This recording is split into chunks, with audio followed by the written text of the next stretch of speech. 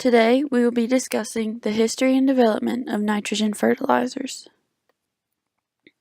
In this presentation, I will be going over the history of nitrogen fertilizers and what they are and where they come from, nitrogen fixation in general and its history, the history of the company BASF and both its scientists and the machine that made mass-produced nitrogen fixation possible, and the implications of the mass-produced nitrogen, both its consequences and possible solutions to these consequences.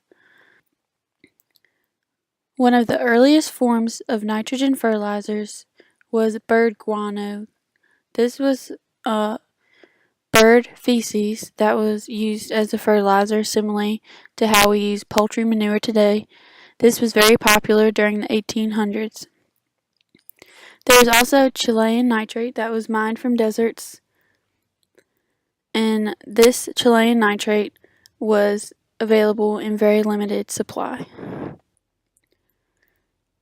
Chilean nitrate was discovered by traveling Indians during the 1700s. These Indians were traveling in the Tarapaca Desert in the Andes Mountains and discovered the nitrate, as when they went to light a fire, the entire ground went up in flames around where the fire was. After taking the Chilean nitrate back to their tribes, they discovered that this could be used as something similar to pure saltpeter that was from China. It could be used as an explosive and fire starter. This Chilean nitrate fueled economies, caused wars, and set foreign policies based on its limited supply and high demand. After all of the disagreements and issues surrounding Chilean nitrate, companies began to focus on trying to produce their own chemically fixed nitrogen. This nitrogen fixation truly began with the German chemist Fritz Haber. Haber started working for BASF in 1908, and this company, BASF, began as a chemical company mainly producing synthetic dyes. After years of producing synthetic dyes, BASF moved on to photographic chemicals and synthetic fibers. In addition to this, Fritz Haber worked on trying to chemically fix nitrogen. He created, essentially, a nitrogen fixing machine. The only issue with this machine was that the catalyst for fixing the nitrogen was osmium, which is available in a very, very limited supply. Because of this issue, Carl Bosch, another chemist, was brought in to confer on the machine. It took years for both chemists to perfect the machine, and now the catalyst is mostly iron-based. This is a much easier catalyst to use, as iron is more readily available than osmium was. The original machine was very small and sat on Bosch and Haber's lab bench. The original machine could convert 8% of the N2 gas from the atmosphere given to it into ammonia. Essentially, how does this nitrogen fixation machine work? This machine takes the atmospheric nitrogen from the air and can convert it into fixed nitrogen available for the plant to use. This in turn essentially takes atmospheric nitrogen and converts it into a usable plant fertilizer. It does this through directly synthesizing hydrogen and atmospheric oxygen in a 1:3 by volume ratio and converting it into liquid ammonia. This process requires specific temperatures between 400 to 450 degrees Celsius, as well as a specific pressure at 200 atmospheres. In addition to this, the project will not work if you do not have the iron catalyst. Some of the implications associated with this mass-produced nitrogen is that during the time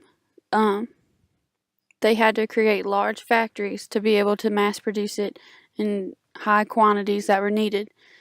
Around this time, World War I was beginning, and these factories were converted into being used to make chemicals and other poison gases that could be used for different armies. These processes were also utilized during World War II and created explosives and poison gases for Hitler. Other implications associated with this mass-produced nitrogen is in this day and age, it's very easy to purchase as these chemically fixed nitrogens are very cheap. Because of this, over-nitrogen application is now a major issue. As it's so cheap, people just put it down as insurance for their crops without realizing the consequences. The issue with this over-application is it leads to nitrogen runoff and leaching. Nitrogen runoff itself is very dangerous to the environment as it leads to an overabundance of the nitrogen in natural waters. This excessive nitrogen leads to large algal blooms, and the issue with these algal blooms is after a certain period of time they will die.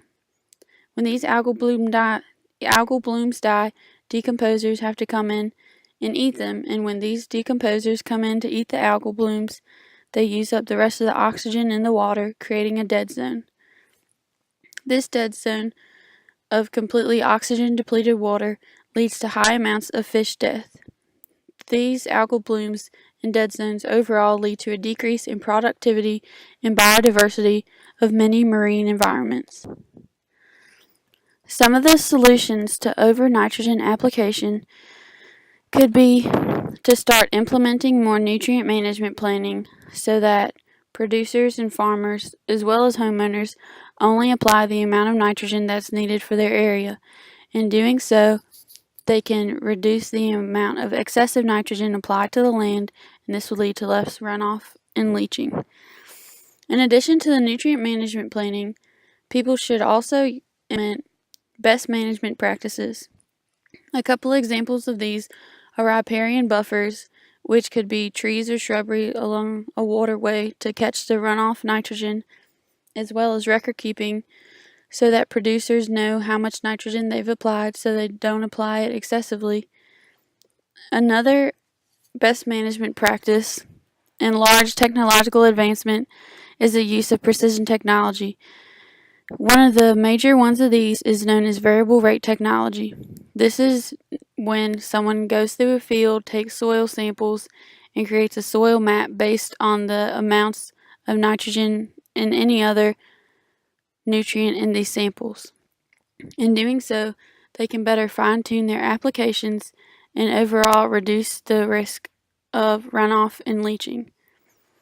In utilizing these best management practices as well as nutrient management planning, we'll be able to decrease the amount of runoff and leaching and decrease the harmful effects of excessive nitrogen application.